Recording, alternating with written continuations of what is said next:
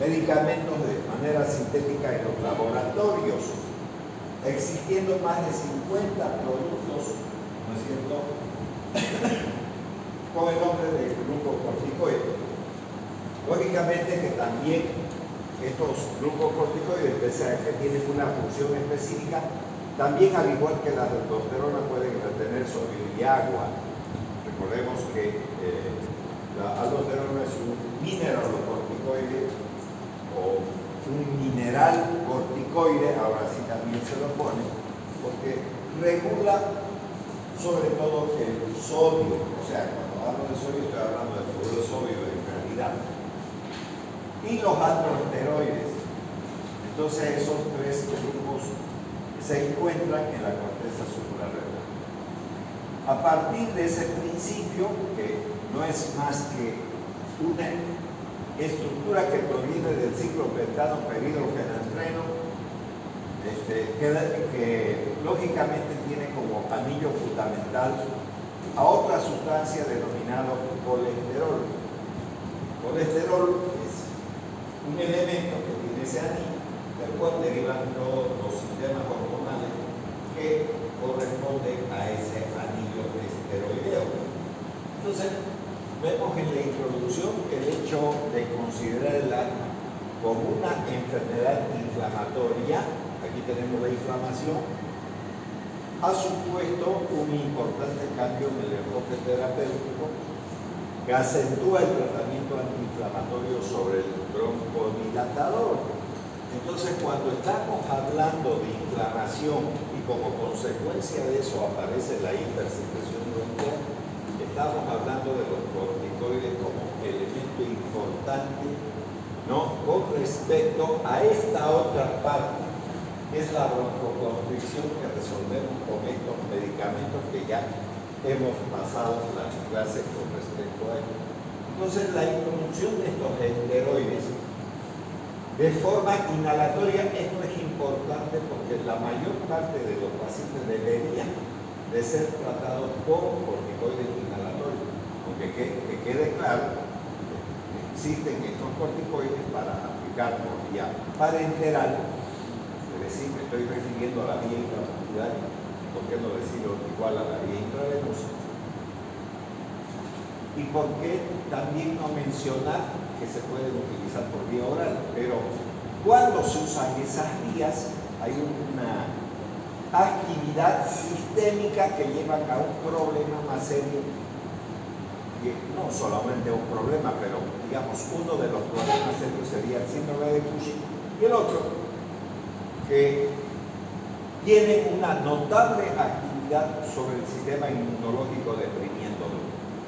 Por lo tanto, estos medicamentos no solamente van a resolver el problema de la inflamación, sino que van a causar problemas, como vuelvo a repetir, dentro de los más notables problemas está el síndrome de Cushing y también, ¿no es verdad?, la disminución del sistema inmune del ser humano, porque son muy utilizados en los trasplantes. Aún se hagan estudios de compatibilidad de tejidos, que no es lo mismo que done un familiar, porque aunque sea familia pueden no ser compatibles los tejidos, hay que buscar otras personas para realizar los trasplantes. Y obviamente otras cosas más que pueden llegar a provocar los glucocorticoides. Entonces, desde ese punto de vista es mucho mejor utilizar los inhalatorios que los por vía oral y por vía parenteral, y de la vía parenteral a la vía intramuscular y obviamente la intravenosa. Entonces, esta vía inhalatoria redujo notablemente los efectos tóxicos o adversos, si ustedes quieren, permitiendo su uso de manera crónica, porque la enfermedad del asma es una patología crónica normalmente.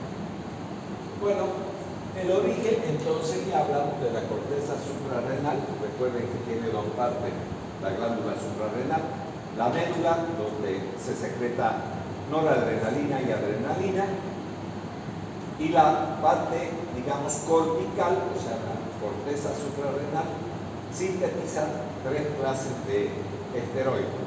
Ya hemos mencionado los glucocorticoides con la presencia del cortisol o cortisona, y los mineralocorticoides, la aldosterona y los androsteroides, la dihidroepiandrosterona, como pueden ver, que es una hormona de tipo masculina que tienen tanto las mujeres como los varones, ¿no es cierto? Y que sus tumores pueden generar diferentes problemas con respecto a los dos sexos.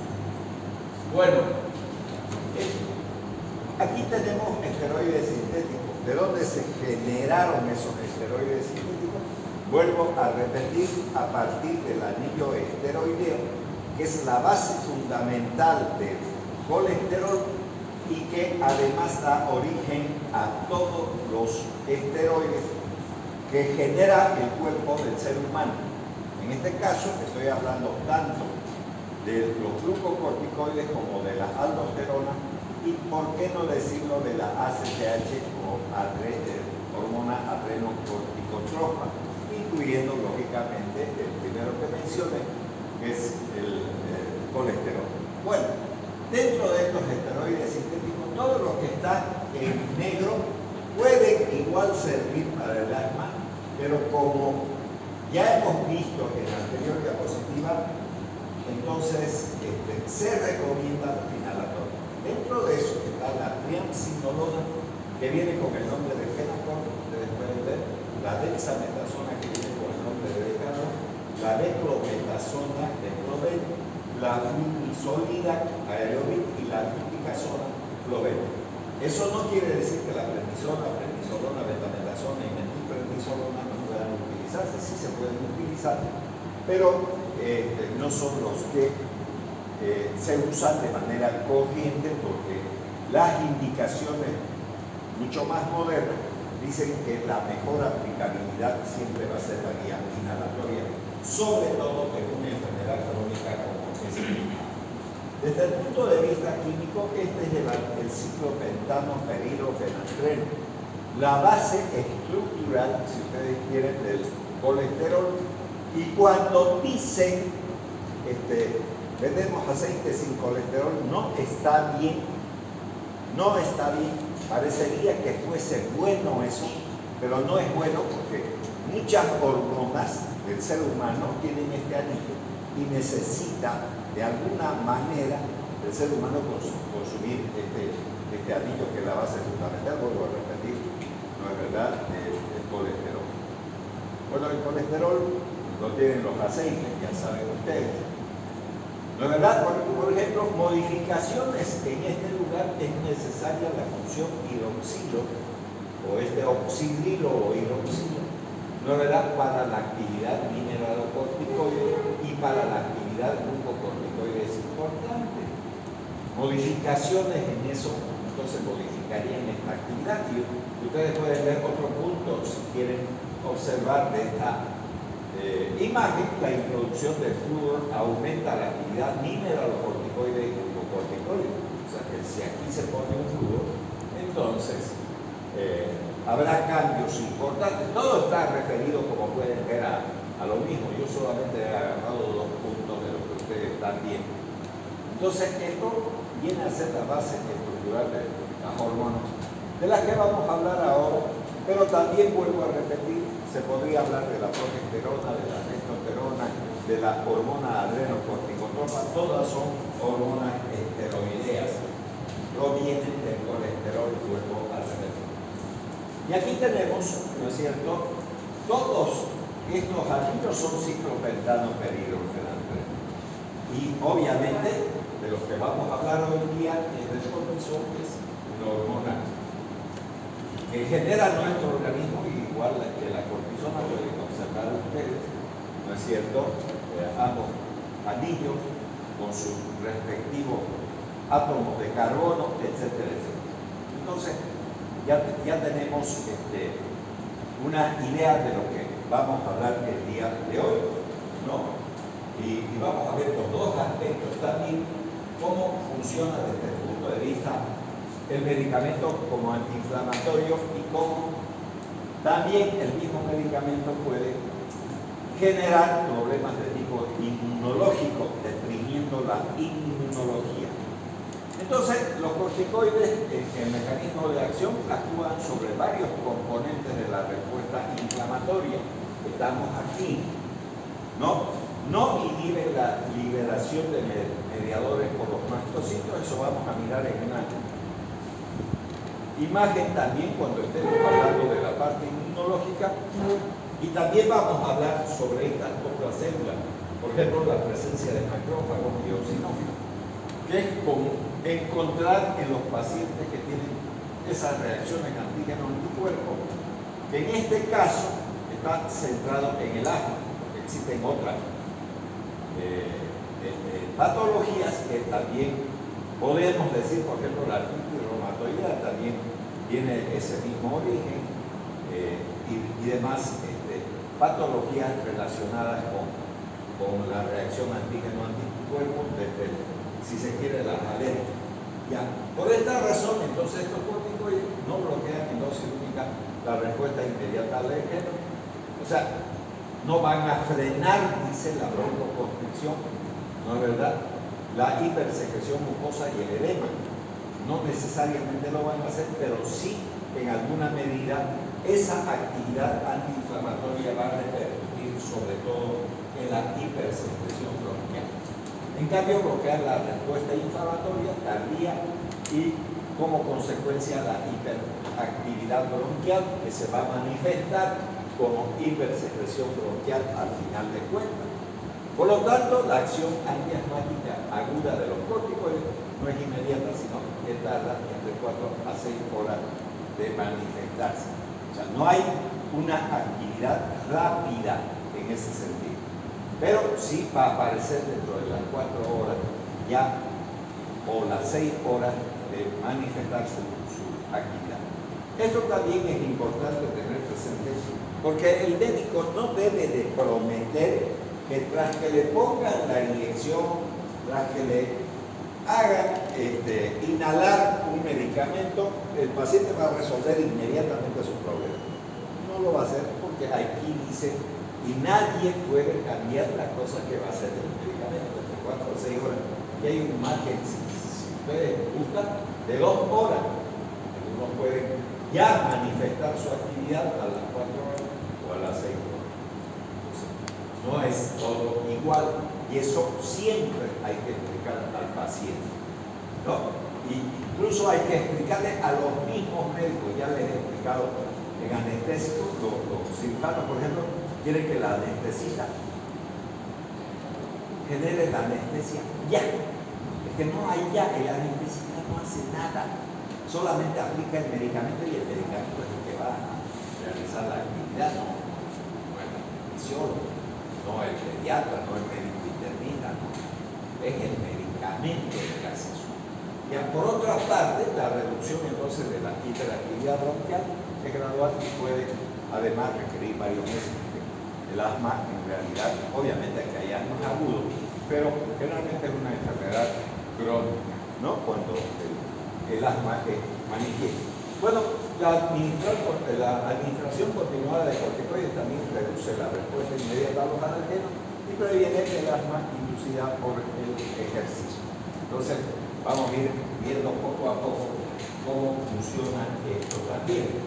Bueno, se supone que a largo plazo, al reducir la cantidad de mastocitos presentes en las vías aéreas, ese mastocito o célula cebada es una célula de tejido conectivo, ¿no? Ustedes han visto eso en primer año, existen 4 tejidos básicos, dentro de eso está el tejido conectivo, ¿no? En las vías aéreas, por disminuir la producción de diversas citocinas, por ejemplo, la presencia de la interleucina 3. Hay varios tipos de interleucina, la 1, la 2, la 3, la 4, la 5, 6, 7, 8, 9, hasta más de 20 interleucinas existen. Pero esa interleucina 3 también tiene un nombre, se llama linfocina trófica de los mastocitos, así se denomina. Y estos mastocitos o células cerradas tienen un montón de gránulos dentro de su citoplasma y dentro de esos gránulos hay muchos mediadores químicos que permiten algunas actividades que son importantes. Por ejemplo, la liberación de histamina provoca vasodilatación. La vasodilatación, al dilatarse los vasos sanguíneos, abren los poros, se sale el plasma, genera edema, y ese edema genera también, ¿no?, una hipersecreción bronquial, dependiendo de las células caliciformes que existen en el epitelio respiratorio. También reducen la extravasación microvascular causada por los mediadores inflamatorios, posiblemente por una acción directa sobre las células epiteliales. Eso van a ser los corticoides, al tratar de resolver ese problema para que no ocurra esa extravasación y la producción de edema y, como consecuencia de eso, la hipersecreción bronquial, como respuesta a eso. Entonces, por último, inhiben la infiltración pulmonar tardía por las células inflamatorias. Las células inflamatorias se están refiriendo a la presencia de neutrófilos, eosinófilos, etcétera, etcétera, que ocurre tras la exposición a la red. Ya a nivel molecular, entonces, induce a los neutrófilos, como ya mencioné hace unos instantes, y otras células inflamatorias, la síntesis de varios mediadores antiinflamatorios peptídicos, derivados de una gran glicoproteína precursora, que es la lipocortina, y estos mediadores tienen entonces una acción muy importante a nivel de ese proceso llamado reacción antígeno-anticuerpo, ¿no?, que van a generar la inhibición de la fosfolipasa 2. Aunque tengo una diapositiva para eso, voy a hacer esto que quiero que observen ustedes, porque para mí es importante que ustedes tengan claro todo este concepto. De manera normal, con excepción de las células neurológicas, todas las células del ser humano viven cambiándose. No es que el ser humano nació así y así va a morir, no es así. Entonces, nosotros vamos a tener varios ejemplos. Uno de los que creo que más claro lo tienen son las células sanguíneas, por ejemplo. Si yo diría que esta es una célula sanguínea, vamos a suponer que sea un glóbulo rojo, pero también podría ser cualquier glóbulo blanco, podría ser una plaqueta, no importa. ¿Qué va a pasar si esto fuese un glóbulo rojo? Solo este glóbulo rojo vive 120 días por término medio. Podrá llegar a 130, podrá llegar, qué sé yo, a 110, no importa. Es como los seres humanos, igualito. No todos los seres humanos mueren a una edad, no hay eso. Y esto va a ser lo mismo. Pero si esta fuese una plaqueta, apenas vive 10 días. Si esta fuese una célula del aparato digestivo, vive entre 3 a 7 días nada más, y así sucesivamente.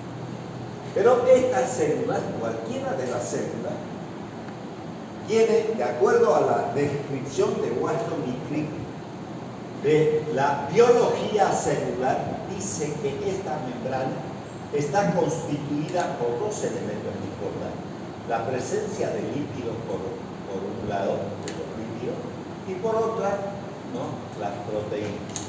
O sea que, en pocas palabras, las membranas celulares, y no solamente las membranas celulares, sino organoides intracitoplasmáticos que son membranas, por ejemplo el aparato de Golgi y demás cuestiones, son estructuras lipoproteicas.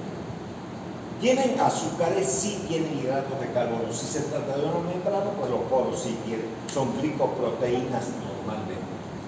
Entonces, lípidos, proteínas y también, ¿por qué no decir, los hidratos de carbono forman parte constitutiva de la célula? Cuando se mueren, entonces estos lípidos se transforman, o por lo menos, digamos, se liberan los fosfolípidos. Entonces, aquí voy a poner fosfolípidos.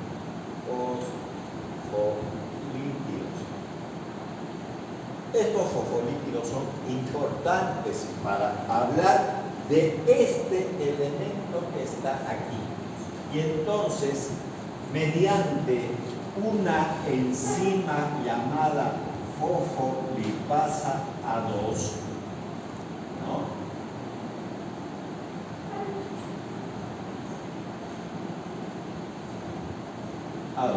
ahí está. Entonces, ¿qué es esto? Es una enzima. ¿Y qué es una enzima? Es un catalizador biológico. O sea, algo que va a transformar de un producto a otro.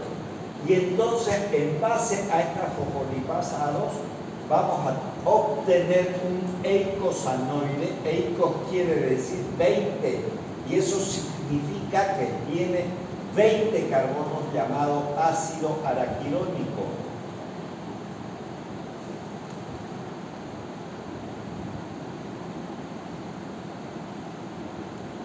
¿Ya? Y este ácido araquirónico que tenemos aquí genera dos cascadas. Recuerden una cascada, digamos, la que tenemos en Iguazú y la Cabello de Ángel, lo que sea, en gradas las cascadas. Es una cascada. La una es una vía que está mediada por otra enzima llamada lipooxigenasa.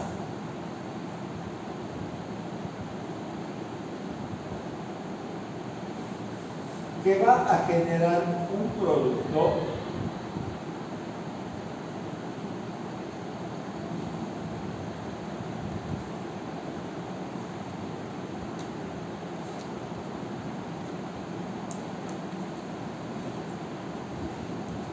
ya.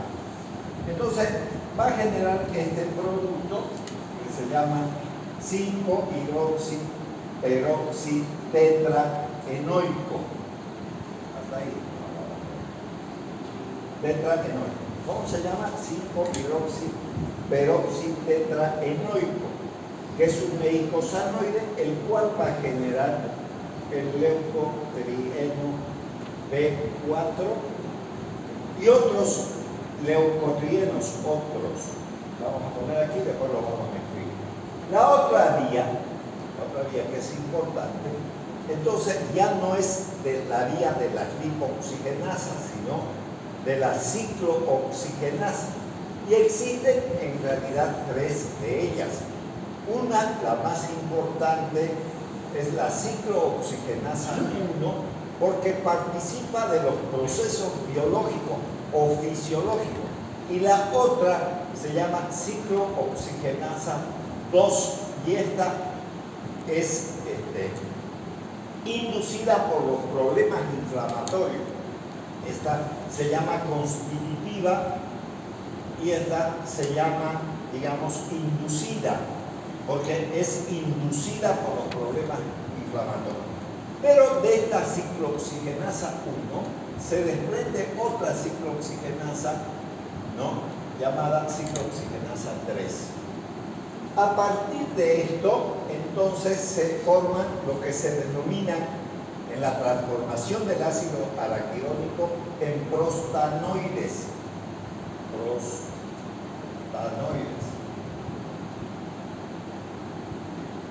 Y de estos prostanoides existen dos importantes: la prostaglandina G2 y la prostaglandina H2. A partir de estos prostanoides, entonces se van a crear tres fuentes importantes de acciones. Dentro de eso está la prostaglandina I2, que también se denomina prostaciclina. Tenemos las prostaglandinas, por ejemplo, prostaglandina E2, la prostaglandina F2 alfa, etcétera, etcétera, y los tromboxanos, sobre todo el tromboxano A2. Muy bien, ya tenemos todo armado aquí. Cuando estemos hablando de estos leucotrienos y empecemos con este leucotrieno, digamos B4, vamos a encontrar otro leucotrieno, ¿no es verdad? Por ejemplo, el leucotrieno C4, etcétera. Estos leucotrienos, como por ejemplo el C4, va a generar asma. Y entonces aquí va a venir una cosa que es interesante. ¿Quiénes bloquean esta ciclooxigenasa? Sobre todo me interesa que estoy haciendo esto porque me interesa el ácido acetil salicílico, que se conoce con el nombre de aspirina. Entonces, este ácido acetil salicílico bloquea todas estas ciclooxigenasas, todas. Y el gran problema de esta aspirina que lo hace de manera irreversible. ¿Y qué tendrá que ver con el asma esto? Pues no resuelve el asma, aunque sea un proceso inflamatorio. ¿Pero por qué no resuelve el asma? Porque no es su función. Su función es bloquear esta ciclooxigenasa para que este ácido araquidónico no genere los prostanoides, que es la prostaglandina G2 y la H2, y no se formen la prostaciclina, la prostaglandina E2, F2, alfa y demás cuestiones y los tromboxanos. Pero lo hace de forma irreversible. Al hacerlo de manera irreversible y pegarse aquí, entonces, ¿qué va a hacer el ácido araquidónico? No le queda de otra que utilizar esta lipoxigenasa. Y al utilizar esta lipoxigenasa va a crear estos leucotrienos. Y al crear estos leucotrienos que están aquí, estos generan asma. Entonces la aspirina, por su acción irreversible sobre la ciclooxigenasa, obliga al ácido araquidónico a formar leucotrienos y a generar asma. La aspirina hace eso. Entonces, no se debe de administrar aspirina por esa razón, por algo que estoy explicando, que tendrá que ver una cosa con la otra, sí tiene que ver, ¿no? Porque si no estudio de manera adecuada, voy a ser burrada, ¿no? Y si me da fiebre, entonces voy a ir corriendo a la ventita a comprar una aspirineta y darle a mi niño y voy a terminar arruinándolo. Entonces, no pueden dar eso. Entonces, ¿qué podrían dar? Por ejemplo, el paracetamol, pero tiene una actividad, primero irreversible, y tiene una baja actividad sobre estas ciclooxigenasas. Sobre todo la la 2, sería mejor que actúe sobre la ciclooxigenasa 3, que después vamos a hablar cuando hablemos sobre AINES. Entonces, aquí está esa fosfolipasa 2. Entonces, dice que los corticoides van a actuar inhibiendo esta enzima. Si inhiben estos fosfolípidos de la membrana, no se transforman en ácido araquidónico. Si no hay ácido araquidónico, no trabaja todo esto. Si no trabaja todo esto, entonces resolvemos el problema del asma. Ya está.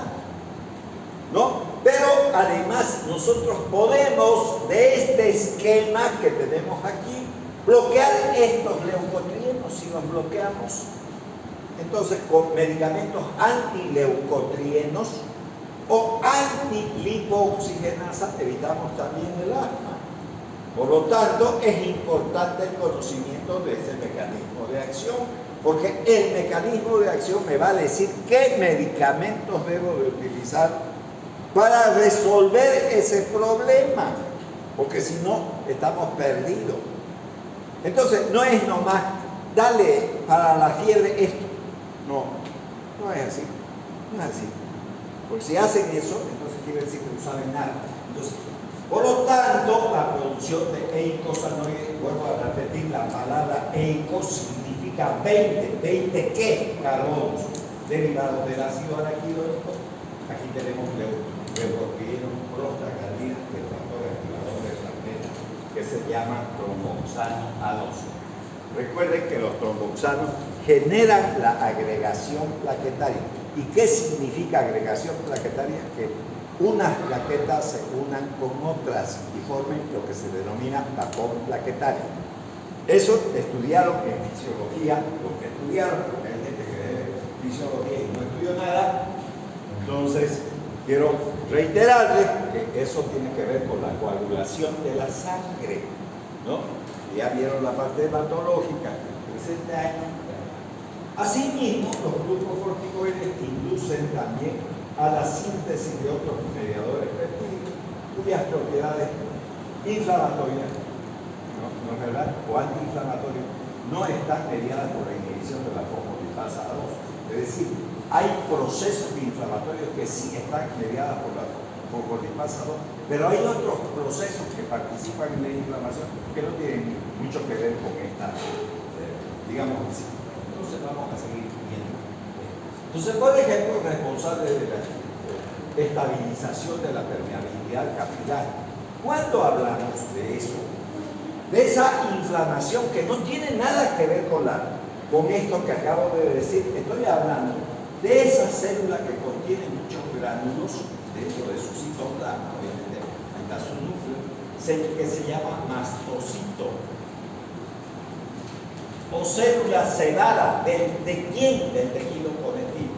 ¿Qué tienen estos gránulos? Varios mediadores químicos. Dentro de eso está la histamina.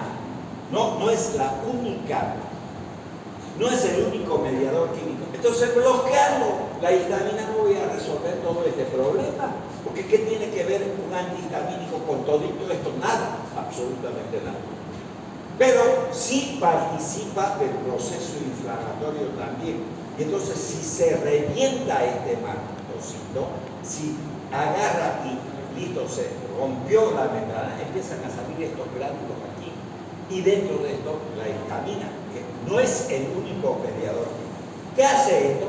Vasodilata. Y al vasodilatar, entonces, sobre todo a nivel de los capilares, abre estos poros y a través de estos poros sale primero el plasma y los elementos formen para dirigirse donde se encuentra la presencia de macrófagos, por ejemplo, con su núcleo grandote, cuando sale, digamos, estos elementos formen, por ejemplo, un neutrófilo por vía Pérez, lo que sea, ¿no? Va donde está este señor, que es el alérgeno, que lo vamos a dibujar como un diablo ahí y acá. ¿Para qué? Para fagocitarlo. Pero este es otro mecanismo. Y esta histamina vasodilata para que esto se abra y listo. Pero que está generando, al haber aquí células, entonces está generando edema. Y al generar edema, entonces está generando un proceso inflamatorio. Ya está, así funciona la cosa. Entonces no es una sola cosa. Porque si fuera una sola cosa, se resolvería probablemente. Entonces, adicionalmente, entonces a los grupos corticoides, que se sensibilizan además los receptores beta 2. O sea, estos, digamos, los medicamentos derivados de la adrenalina, que son beta 2 exclusivos como el salbutamol, el fenoterol, la oxiprenalina, la terbutalina, etcétera, etcétera, ¿no es verdad? Que son broncodilatadores, son sensibilizados además, ¿no? Sus receptores para que funcionen de manera mejor. O sea, todo lo que es broncodilatador que pusimos, metilxantina, beta 2 y los antimuscarínicos, pueden mejorar esa actividad, sobre todo la de los beta-adrenoreceptores. Y probablemente va a aumentar la transcripción de proteínas. Por lo tanto, incrementa la respuesta de la acción de esos fármacos beta-adrenérgicos, mejorando además la broncodilatación. No solamente actúan sobre el proceso inflamatorio, sino también mejorando la actividad de los beta-2 adrenérgicos. Muy bien, entonces vamos a continuar. Bueno, aquí está lo que he escrito aquí. Aquí tienen los fosfolípidos de la membrana. Aquí la tienen a la enzima fosfolipasa 2. ¿Qué hacen los corticoides? Bloquean esta enzima.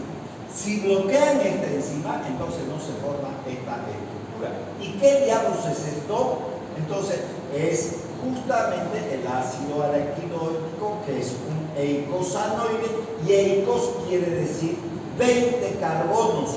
Entonces, si ustedes cuentan aquí 10, 11, 12, ¿por qué tienen estos números?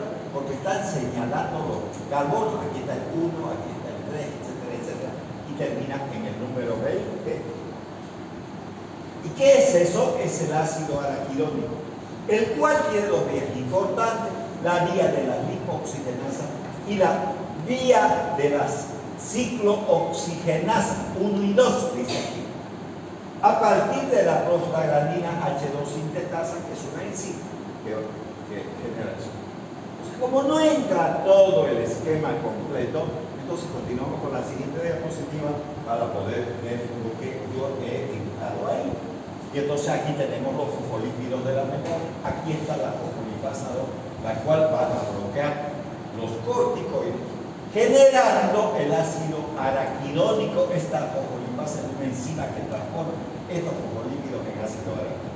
Y aquí tenemos la vía de la ciclooxigenasa y aquí, perdón, de la lipoxigenasa y de la ciclooxigenasa, formando los endoperóxidos cíclicos llamados prostaglandina B2 y la H2.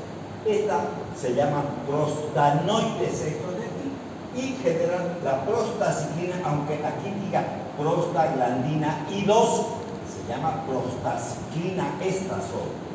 Y las otras son las prostaglandinas G12, G2 alfa, G12 y el protoxano alfa. Entonces, si nosotros bloqueamos con la aspirina esto, ¿qué va a hacer este ácido araquidónico? Se va por esta vía. Y entonces 5-hidroxiperoxieicotetraenoico. Es un eicosanoide, ¿no es verdad? Que forma el leucotrieno A4, el B4, el C4D4 y el 4, como ustedes pueden ver. Todos estos leucotrienos generan asma, todos generan broncoconstricción. ¿Qué debo de hacer entonces? Debo de crear medicamentos antileucotrienos o antilipoxigenasa, porque si bloqueo esto ya no se forma todo esto. Y si no se forma todo esto, no hay asma. Entonces de eso se trata, ver dónde va a actuar eso, de eso. Entonces eso es lo que hay que hacer, si no, no hay. Entonces es importante tener presente el mecanismo de acción. Si alguien no cree en eso, entonces ¿cómo va a resolver los problemas? Lo primero que uno debe aprender es el mecanismo de acción. Entonces ahí tenemos eso. Ahora vamos a ver, porque los corticoides no solamente actúan resolviendo el proceso inflamatorio y ya afuera lindo, pues. ¿Qué más genera? Inmunosupresión. Aquel que está usando corticoides se deprime su inmunidad. Entonces vamos a ver eso también, cómo ocurre. Vamos a ver. Muy bien. Entonces, aquí tiene un macrófago, que es una célula presentadora de antígenos. ¿Qué hace este macrófago? Lo que ocurre aquí, ¿dónde hemos puesto? Este macrófago se va a tragar a este elemento extraño. Una vez que se lo fagocita, entonces las enzimas lisosómicas de esta célula destruyen esto y analizan cómo está estructurada. ¿Y qué va a hacer? A través de esta interleucina 1, que es una actividad positiva, se la presenta a este linfocito, que no tiene memoria, que es limpio, que es como una pizarra en limpio. Es igual que ustedes cuando vienen a pasar una clase de farmacología, no saben de esto y el docente agarra y transmite esa información. Y entonces este está transmitiendo esa información a esta célula, que vendría a ser un estudiante, si ustedes quieren, metiéndole esa información a la cabeza, que sí existen estas cosas. Y este linfocito memoria va a formar clones de linfocitos. Y entonces, como ustedes pueden ver, este linfocito ya se transformó en un linfocito T. ¿Y qué hacen los linfocitos T? Generan la inmunidad llamada inmunidad celular o mediada por células. Por lo tanto, neutrófilos, eosinófilos, basófilos se van a formar para defender a nuestro organismo de las agresiones. Pero, como vuelvo a repetir, no entra todo en una diapositiva, también esto puede ser un linfocito B. Y al ser un linfocito B, entonces genera la inmunidad humoral. Y al generar una inmunidad humoral, entonces ustedes deben de acordarse las clases de inmunoglobulinas existentes. Entonces, para no volverse a olvidar nunca más, espero que no lo hagan, ¿no? A partir de esta clase, hay un señor que incluso generó una película, se llama Mahatma Gandhi. Ese señor no solamente fue un señor, pueden ver frases importantes que en los discursos pueden utilizar, no solamente desde el punto de vista político. Si quieren ustedes busquen frases de amor, digamos, enunciadas por Gandhi, y les va a salir listo, porque no era un tipo centrado solo en la política. Y entonces voy a escribir su apellido, no su nombre, y entonces voy a poner aquí Gandhi. Ya está. Y entonces esto que está aquí escrito, que es el apellido de ese señor, me va a enseñar a no olvidarme de las inmunoglobulinas. Jamás me voy a olvidar. Entonces debo de poner aquí la palabra inmunoglobulina G. ¿Hay inmunoglobulina G? Sí. ¿Hay inmunoglobulina A? Sí hay. ¿Hay inmunoglobulina M? No, pero puedo transformar con la siguiente letra. M. Ya está. No es verdad, ya le cambié eso. ¿Hay inmunoglobulina D? Sí hay. ¿Y hay I? No, pero la transformo en M y ya tengo las 5 inmunoglobulinas generadas por los linfocitos B cuando se transforman en células plasmáticas. Porque no son los linfocitos B los que generan esa inmunoglobulina, sino las células plasmáticas. Eso nos enseñó la fisiología, no otra cosa. Estamos repasando un poco de eso. Entonces, ya listo. Si nosotros observamos entonces, además hay otros factores, por ejemplo, el interferón gamma. Pueden observar ustedes que este linfocito, una vez que ha recibido la información, le devuelve al macrófago. Y entonces los esteroides pueden bloquear esto, ¿no? Sobre todo para que no se forme la prostaglandina Q2 llamada prostaciclina y la GE2 que participa en procesos fisiológicos y también patológicos, por ejemplo la generación de fiebre producida por esta prostaglandina, pero también el evitar las úlceras gastroenterales. Aquí también tenemos los corticosteroides que tienen una acción negativa y no dejan que exista una información enviada por él a este que no tiene memoria, que es un linfocito en blanco. Y entonces si bloquea esto, entonces se desaparece la inmunidad, porque no va a haber una respuesta inmunológica. Y obviamente esas reacciones antígeno-anticuerpo generan eso. Entonces, pero también estos corticoides pueden bloquear la acción de estos clones de linfocitos sobre la interleucina 2, que tiene que ver con una retroalimentación, como ustedes pueden observar. Entonces, en líneas generales, ¿qué hacen los corticoides? Bloquean los procesos inmunológicos, tanto celulares como humorales, y entonces desciende la inmunología. Por eso es que le ponen corticoides a la gente que le van a hacer trasplante, ya sea renal, ya sea dérmico, ya sea cardíaco o lo que sea, aún sea compatible ese tejido. Porque que quede claro que un hermano de padre y madre no tiene el mismo tejido que el otro. Puede ser cualquier otra persona del planeta Tierra que pueda donar ese órgano sin tener nada que ver con su familia. Entonces eso, estoy hablando de trasplantes hasta de médula ósea, si ustedes quieren, para resolver los cánceres como las leucemias. Entonces, dos actividades acabamos de ver. Una actividad antiinflamatoria, pero también inmunosupresora, como ustedes pueden observar ahí en la diapositiva. Entonces, eso es importante tener presente. Entonces, ahora nos vamos a meter a la farmacocinética de estos glucocorticoides, porque es importante tener presente. Entonces, la introducción de las formas liposolubles como la dextrometasona, triamcinolona, flunisolida, fluticasona, budesonida hacen posible la llegada de los corticoides por la vía respiratoria. Porque estos corticoides de origen sintético son para aplicación inhalatoria, no por vía oral, no por vía parenteral, no por esa vía. Y entonces un promedio de 4 bocanadas 2 veces al día de beclometasona que equivale a 10 o a 15 miligramos de prednisona. Y esta prednisona ya dije en el listado que sí pueden encontrar en el comercio en tabletas, por ejemplo, para administración oral. Porque esa sí se va a absorber y va a generar problemas de orden sistémico, incluyendo el síndrome de Cushing. Por eso no deben de utilizar la vía oral por más de 7 días.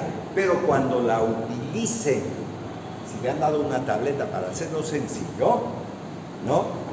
Eso puede tomar el primer día, el segundo día, el tercer día, a partir del cuarto, luego la mitad luego un cuarto y así poquito a poco quitárselo para que no generen el síndrome de Cushing.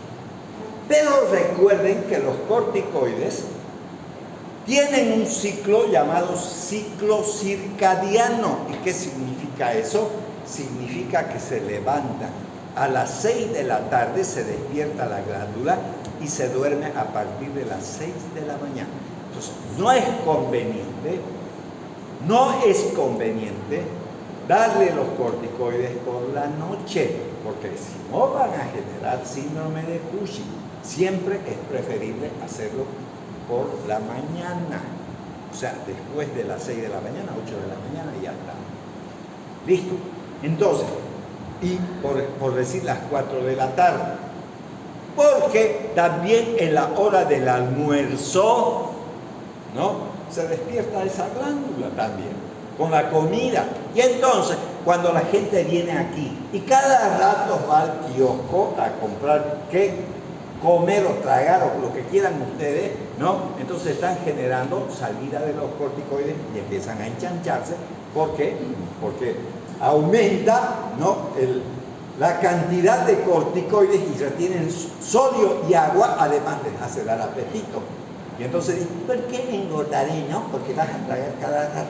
No dejas en paz a tu glándula suprarrenal, dejala vivir en paz, si no te vas a volver cara de luna llena, cuello de búfalo. No, en pocas palabras te va a agarrar el mal de todo, las patas flacas y el culo gordo. Ya está. Listo. Entonces, ¿no? Eso no termina de entender la gente. ¿No? ¿Por qué será que engordo? ¿No? Y alguien, si de ustedes llega a ser cirujano plástico, sáquenle foto a los gordos, ya sean hombres o mujeres, no importa. Porque cuando le hagan la cirugía, yo siempre era así, aquí te muestro la foto, mira lo chancho que era y ahora ¿dónde estás? ¿No es? Porque el ser humano es así, rapidito reacciona, ¿no? Porque obviamente va a tener que gastar plata. Entonces, es importante tener presente eso también, ¿no? Entonces ya está. Entonces, la metabolización es bastante rápida para la budesonida, porque estamos hablando de inhalatorio, cuyas vidas medias plasmáticas son de 150 y 100 minutos aproximadamente, ¿no? Respectivamente, mientras que la dextrometasona es de 15 horas, que tiene una durabilidad mucho más prolongada. La duración del efecto que de 6 a 8 horas para todos los preparados que se administran por vía inhalatoria. Pero tengan en cuenta que no estoy hablando solamente de medicamentos antiinflamatorios, sino de inmunosupresores. Cuando uno se pone esos aerosoles, queda en la boca y deben de hacer que haga gargarismo o enjuagarse la boca con agua tibia, porque si no lo hace, le va a salir candidiasis oral. Los hongos son oportunistas y entonces cuando ven ese desequilibrio bacteriano, ni los cirujanos, los que vayan a ser cirujanos, no exageren en lavarse las manos. Las lavanderas tienen hongos a nivel de las uñas y los dedos porque viven usando jabón y eso mata a las bacterias que están en equilibrio de la piel y entonces salen hongos. Lo mismo que los señores o señoritas que no se secan bien los pies, empieza a salirle ese problema que le llaman saballón, que no tiene nada que ver con el saballón, sino es un hongo producido por el Trichopitum mentagrophytes, ¿no es cierto?, que es el que produce el pie de atleta. ¿Por qué? Porque no se secan bien los pies y dejan con jabón ahí y entonces aparecen los hongos, ¿no es verdad? Y en algunos casos, incluso, sobre todo en las damas, ¿no?, a veces es mejor hasta usar champú para lavarse los genitales porque un ratito le va a salir hongo igual. Porque los jabones y los esteroides bajan la inmunidad y los hongos se meten. Entonces, tengan mucho cuidado, incluyendo la pareja que es masculina. Bueno, la duración entonces del efecto es de 6 a 8 horas para todos los preparados por vía inhalatoria. Entonces, eso también habrá que tener presente. Entonces, con frecuencia el tratamiento urgente se instituye con una dosis oral de 30 a 60 miligramos. Si es que hay una necesidad, puede usar prednisona al día y una dosis de 1 miligramo por kilogramo de metilprednisolona cada 6 horas. La dosis debe disminuirse de manera gradual. Ya le dije, le puse un ejemplo. Si le dan una tabletita, si corresponde darle una tabletita, ¿no? 1, 2, 3 días tienen que usar una tabletita. Cuarto, quinto día, media tableta. Sexto, séptimo día, un cuarto de tableta, y de esa manera se quita el corticoide. No lo hagan de manera brusca, no que tomen una tableta a los 7 días, porque si hacen eso, le va a aparecer con síndrome de Cushing. Les voy a advirtiendo. Entonces, es por eso que habla de manera gradual. Después de que ha mejorado la obstrucción de las vías respiratorias, se recomienda la aplicación de esto después de la secreción máxima de corticoides endógenos por encima de las 6 de la mañana. ¿Por qué dice eso? Por el ciclo circadiano. No lo estoy enseñando yo, no es mi problema si no aprendieron en fisiología. Entonces, solo estoy haciendo recuerdo de eso, nada más. Entonces, ya está, eso debieron de verlo en su libro que lleva, digamos, de fisiología, ¿no? Entonces, efectos adversos. Uno de los problemas más frecuentes de los corticoides, de aplicación tópica por inhalación, es la candidiasis orofaringea. ¿Por qué? Porque ya vieron que disminuye la inmunología. Si disminuye la inmunología, entonces los hongos van a aprovechar eso, ¿no? Entonces, ¿cuáles son los hongos? Candidiasis, ¿no? El riesgo de esta complicación disminuye si los pacientes hacen gargaritas expectoras después de cada inhalación. En los niños puede haber incluso un retraso en el crecimiento. Entonces, eso también es importante tener presente. Ya. Entonces, preparados farmacéuticos, la dextrometasona, vienen aerosoles en recipiente con 200 dosis de 42 miligramos de aspiración, la dexametasona de Cadrón, ¿no? Viene también en aerosoles en recipiente de 170 dosis de 84 miligramos para aspiración, o sea, para inhalación, si ustedes quieren utilizar ese otro término, también esta es, digamos, la forma de utilizar, aunque ya les dije que había que rectificar la vía respiratoria, volcando la cabeza hacia atrás. Ya la flumisolida viene por el nombre de aerosol, con recipiente de 100 dosis de 250 miligramos para aspiración, atrancinolona, acetonio, ¿no? En aerosol, recipiente de 240 dosis para aspiración, en aerosol, recipiente de 120 dosis de 44, 110, 220 miligramos de aspiración. Entonces ahí está la bibliografía. Muy bien, espero que haya servido esto para que nosotros también tengamos otra fuente. El día miércoles vamos a tratar de terminar el tema con estabilizadores de la membrana del mastocito, medicamentos que pueden bloquear la hipooxigenasa, que ya vieron en estas diapositivas, ¿no?